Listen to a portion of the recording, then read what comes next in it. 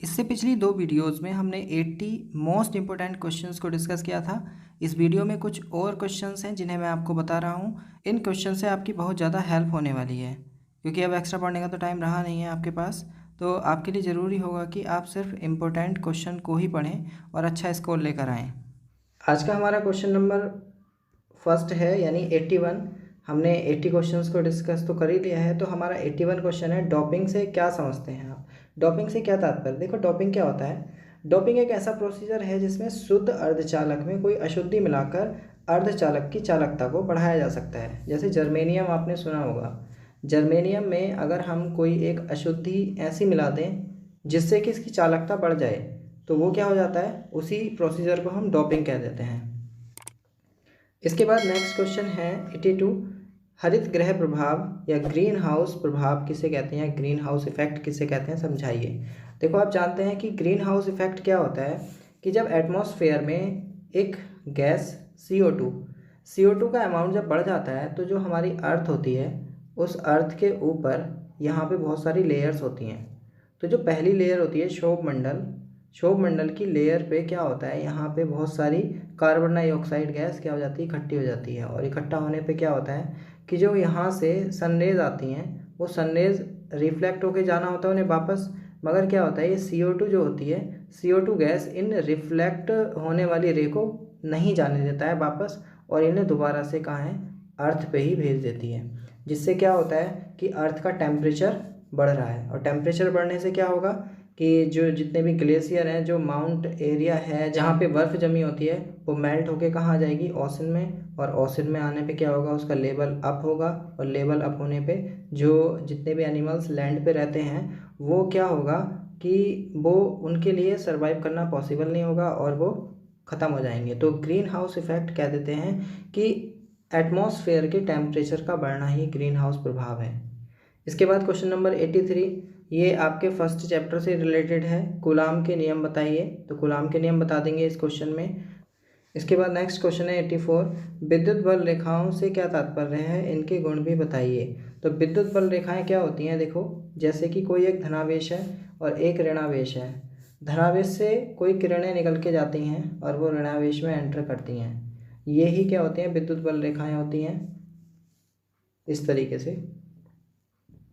ये मैं शॉर्ट में बता रहा हूँ आपको। और इनके गुण क्या हैं, देखो, ये क्या है, हमेशा वक्र की फॉर्म में होती हैं, एक कर्व की फॉर्म में होती हैं। दूसरी चीज़, ये एक दूसरे को लाइनें काटती नहीं हैं। ये इनके कुछ प्रॉपर्टी हैं जो आपको याद होनी चाहिए, गुण हैं, और ये आपको याद भी होंगी क्योंकि ये पहले चैप्टर का और इजी टॉपिक है।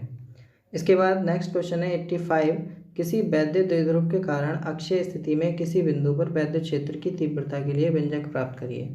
तो आपको ई के लिए एक फॉर्मूला निकाल देना है, जो कि वैद्युत क्षेत्र की तीव्रता। अक्षीय स्थिति आपको पता होगा, एक लाइन थी, लाइन पे और यहाँ पे एक्सिस दे रखे थे इस तरीके से, यहाँ बिंदु ओ था, तो वो इजी है बिल्कुल, आप इसे कर लेंगे। नेक्स्ट है 86। विद्युत द्विध्रुव के कारण निरक्षीय स्थिति। देखो, अक्षीय और निरक्षीय स्थिति कैसी थी, एक ट्रायंगल टाइप में था, ठीक है। और इसे आप इस तरीके से याद रख सकते हैं, एक ये अक्षीय वाली जिसमें दो एक्सिस दे रखे थे, और ये निरक्षीय स्थिति थी। तो इन दोनों में से कोई भी एक टॉपिक जरूर से आता है, इंपॉर्टेंट टॉपिक हैं ये दोनों। इसके बाद नेक्स्ट क्वेश्चन है कि 87। निम्न पर टिप्पणी कीजिए, युग्म उत्पादन और युग्म विनाश ये क्या होते हैं। देखो, युग्म उत्पादन क्या होता है, किसी नाभिक के निकट एक फोटोन से इलेक्ट्रॉन तथा पॉजिट्रॉन के निर्माण को ही हम क्या कह देते हैं, युग्म उत्पादन कह देते हैं। इसी तरीके से युग्म विनाश ये भी सिंपल है, इसे हम एक डेफिनेशन से बोल सकते हैं। जब एक इलेक्ट्रॉन या फिर एक पॉजिट्रॉन एक दूसरे के नज़दीक आते हैं, तो वे ऊर्जा उत्पन्न करते हैं, आपस में टकरा के क्या करते हैं, ऊर्जा उत्पन्न करते हैं, और एक दूसरे से टकरा के क्या हो जाते हैं, नष्ट हो जाते हैं, एक दूसरे को ख़त्म कर देते हैं। तो इसी चीज़ को हम क्या कह देते हैं, विनाश, और या फिर हम युग्म विनाश कह देते हैं। युग्म कैसे बना, एक इलेक्ट्रॉन और एक पॉजिट्रॉन, ये दोनों जब एक साथ मिलेंगे तो मिलने पे क्या हो जाएगा, ये अपने एक दूसरे का विनाश कर देंगे, इसलिए हम इसे युग्म विनाश के नाम से जानते हैं। अगला क्वेश्चन है 88। कूलाम के विद्युतीय बल संबंधी नियम। तो यहाँ पे विद्युत बल संबंधी नियम लिख देने हैं। इसके बाद क्वेश्चन नंबर 89 आपसे कह रहा है, आवेश का क्वांटीकरण क्या है? ये इंपॉर्टेंट क्वेश्चन की कैटेगरी में आता है, जो कि शॉर्ट क्वेश्चंस में ज़्यादातर पूछा ही जाने वाला है। तो इसे आप मैं आपको बता देता हूँ क्या होता है। देखो, किसी भी आवेशित वस्तु पर आवेश सदैव विद्युत आवेश की ही मूल इकाई का पूर्ण गुणज होता है। इसे आप ऐसे एक डेफिनेशन के तौर पे याद कर सकते हैं, और इसे एग्जैक्ट ही लिखेंगे तो ज़्यादा अच्छा है। मैं एक बार और रिपीट कर रहा हूँ, किसी भी आवेशित वस्तु पर आवेश सदैव वैद्युत आवेश की मूल इकाई का पूर्ण गुणज होता है। या फिर हम कह सकते हैं ये इकाई एक इलेक्ट्रॉन के आवेश के बराबर होती है। यानी इलेक्ट्रॉन के ऊपर आवेश आपको पता है कितना होता है, 1.6 इंटू 10⁻⁻⁹ कूलाम। तो इतने के बराबर क्या होता है, क्वांटीकरण। ठीक है। इसके बाद क्वेश्चन नंबर 90 है गाउस के प्रमेय। तो गाउस के प्रमेय में आपको बता दूं क्या होता है। जो फाई ई होता है वो आवेश का 1/ε0 गुना होता है। इस तरीके से एक डेरिवेशन, एक फॉर्मूला आपने किया होगा। तो यहाँ पे ये हमेशा एक बात और याद रखेंगे, जो गाउस की प्रमेय किसी बंद पृष्ठ के लिए ही अप्लाई होती है। इस तरीके से जो बंद पृष्ठ होते हैं उन्हीं के लिए अप्लाई होती है, और इसे आप याद कर लें। 3 नंबर में ये क्वेश्चन आपसे पूछा जाता है। इसके बाद नेक्स्ट क्वेश्चन है, रेखीय आवेश घनत्व से क्या तात्पर्य है। इंपॉर्टेंट क्वेश्चन है। नेक्स्ट क्वेश्चन है, गाउस प्रमेय का प्रयोग करते हुए पृष्ठीय आवेश घनत्व छोटा सिग्मा के अनंत विस्तार वाली। देखो, इसमें एक सिलेंडर आपको दिया होगा इस तरीके से, और सिलेंडर के 3 पृष्ठों के लिए आपको एक ये वाला पृष्ठ हो गया, एक ये वाला पृष्ठ, और एक ये कर्व वाला पृष्ठ। इन पृष्ठों के लिए आपसे क्या तीव्रता निकलवाई थी। ये गाउसीय पृष्ठ होता है, और गाउसीय पृष्ठ कैसा होता है, बंद। इसके कह सकते हैं कि आपसे पूछा जा सकता है गाउसीय पृष्ठ के अनुप्रयोग भी बताइए, तो आप इसमें बता देंगे।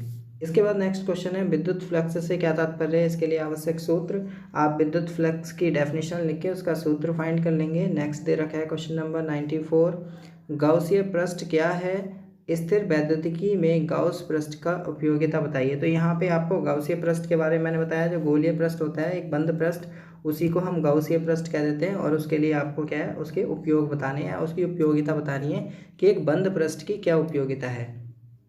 क्वेश्चन नंबर 95 दे रखा है आपको, विद्युत विभव से क्या तात्पर्य है। तो विद्युत विभव यानी V के लिए आप इसका मात्रक और विमा भी लिख देंगे। विद्युत विभव की आपको कुछ नहीं करना है, सिर्फ डेफिनेशन लिखनी है और उसका मात्रक और विमा लिखनी है।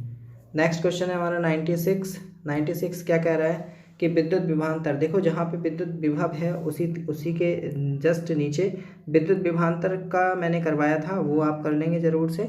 ठीक है, इसका भी क्या है, मात्रक और विमा ही लिखनी है आपको। क्वेश्चन नंबर 97 है, किसी बिंदु आवेश के कारण किसी बिंदु पर वैद्युत विभव के लिए व्यंजक। देखो, आपको V के लिए आपको क्या करना है, डेरिवेशन फाइंड करना है। इसमें विद्युत विभव के लिए जो सूत्र है वो आपको यहाँ पे निकाल देना है। क्वेश्चन नंबर 98 क्या है। देखो, ये इंपॉर्टेंट क्वेश्चन है थोड़ा सा।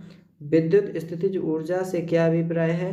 Q1 और Q2 कूलाम के 2 आवेशों की स्थितिज ऊर्जा ज्ञात कीजिए। तो स्थितिज ऊर्जा, इसके लिए क्या होता है। देखो, स्थितिज ऊर्जा को हम U से, कैपिटल U से रिप्रेजेंट करते हैं। तो U के लिए फॉर्मूला क्या होता है, 1/4πε0 और मल्टीप्लाई Q1 Q2 और अपॉन R। इस तरीके से एक फॉर्मूला आया था, आपको ये फाइंड करना है यहाँ पे। इसके बाद नेक्स्ट क्वेश्चन नंबर 99 क्या कह रहा है। 99 कह रहा है, आवेशित चालक के विभव से क्या तात्पर्य है, स्पष्ट कीजिए। इसमें आवेशित चालक, जैसे कोई आवेशित चालक है, जैसे हमने प्लस वाला इस तरीके से दिखाया था, इससे ये इस तरीके से तरंगे निकल रही थी, या हम वेव कह सकते हैं, तो ये निकल रही थी। इस चालक के लिए आपको क्या बताना है, इसका अर्थ स्पष्ट करना है कि एक आवेशित चालक के विभव से क्या तात्पर्य है। नेक्स्ट क्वेश्चन है हमारा 100, इसमें समविभव पृष्ठ से क्या तात्पर्य है। देखो, क्या होता है, जैसे कि हम एक पृष्ठ मान लेते हैं, ये कोई पृष्ठ है, ऐसे ही कोई भी हो सकता है। तो इसके प्रत्येक बिंदु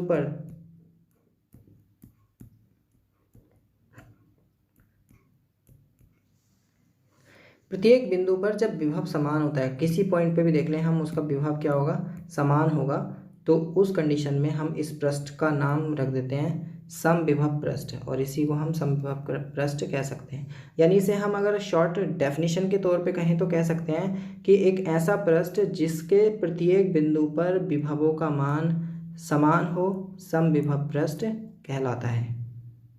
इसके बाद नेक्स्ट क्वेश्चन है 101 और ये क्या है, एक चिड़िया एक उच्च शक्ति के खुले बिजली के तार पर बैठी है और उसे कुछ नहीं होता है। धरती पर खड़ा एक व्यक्ति उसी तार को छूता है तो उसे घातक धक्का लगता है। कहने का मतलब ये है, हम ये अपने आसपास में देखते भी हैं कि एक तार है बिजली का और उस पर एक चिड़िया जो है वो बैठी रहती है। तो चिड़िया बैठने पे क्या होता है, उसे करंट नहीं लगता, मगर इसी को एक व्यक्ति अगर छू ले इस तार को तो क्या होता है, इसे एक धक्का लगता है। और धक्का क्यों लगता है, क्योंकि देखो क्या है, ये कहाँ अर्थ पे खड़ा है। जो इलेक्ट्रॉन्स हैं वो इसके शरीर में होते हुए अर्थ में चले जाते हैं, जिसकी वजह से सर्किट कंप्लीट हो जाता है और सर्किट कंप्लीट होने से इसे एक धक्का लग जाता है।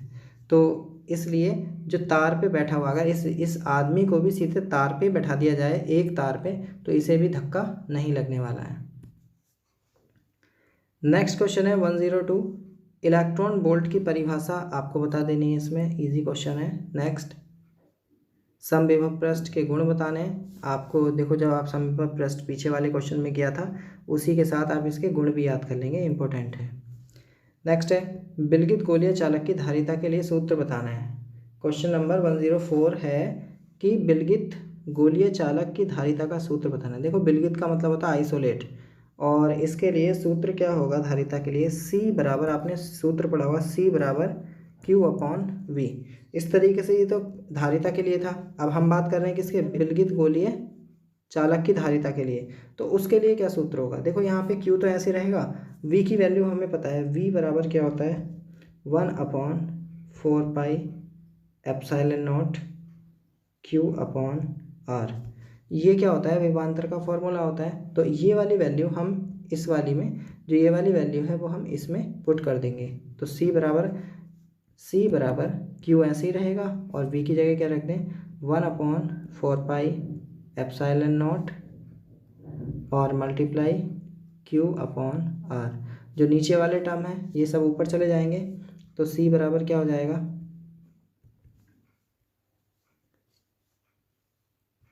4πε0R, और इस वाले Q से ये Q कैंसिल, तो हमारा फॉर्मूला क्या आ गया, C बराबर 4πε0R। ये क्या है, एक विलगित गोलीय, ये जो क्वेश्चन नंबर 104 है, विलगित गोलीय चालक की धारिता का सूत्र है। इसके बाद नेक्स्ट क्वेश्चन है क्वेश्चन नंबर 106, संधारित्र क्या है, संधारित्र की धारिता से क्या तात्पर्य है। देखो इजी क्वेश्चन है, आप इसे भी याद करेंगे। नेक्स्ट क्वेश्चन दे रखा है 107 क्या कह रहा है, समांतर प्लेट संधारित्र की धारिता के लिए सूत्र निगमित कीजिए जब इसकी प्लेट के बीच आंशिक रूप से परावैद्युत पदार्थ रखा हो। तो इसके लिए मैं सूत्र बता देता हूँ, जो C = ε0 K/A और अपॉन D, ये वाला सूत्र आपने किया होगा, इस वाले सूत्र को यहाँ पे करना है क्वेश्चन नंबर 107 में। इसके बाद नेक्स्ट क्वेश्चन है 108, श्रेणी क्रम या समांतर क्रम में जुड़े 3 संधारित्रों की धारिता का व्यंजक प्राप्त कीजिए। देखो हमने श्रेणी और समांतर 2 क्रम किए थे। जब हम एक वायर में इस तरीके से 3 संधारित्रों को जोड़ देते हैं, धारिताओं को जोड़ देते हैं, तो ये क्या होता है श्रेणी क्रम। और जब हम इन्हीं को इस तरीके से जोड़ देते हैं तो ये क्या हो जाता है, समांतर क्रम हो जाता है। ये C1 माना था, C2 C3, इसी तरीके से C1 C2 C3। तो हमें इनके लिए सूत्र बताना है, दोनों में से या दे रखा है तो या का मतलब है कि हमें कोई एक करना है। तो मैं दोनों फॉर्मूले बता देता हूँ, आपको वही तैयार करने हैं। देखो श्रेणी क्रम के लिए 1/C = 1/C1 + 1/C2 + 1/C3, ये धारिता का श्रेणी क्रम है। और इसी तरीके से समांतर क्रम क्या होगा धारिता का, C = C1 + C2 + C3। देखो इसी के साथ साथ मैं आपको बता देता हूँ कि यहाँ पे ये श्रेणी क्रम है, इसी का अगर प्रतिरोध में देखोगे तो प्रतिरोध का श्रेणी क्रम होता है R = R1 + R2 + R3।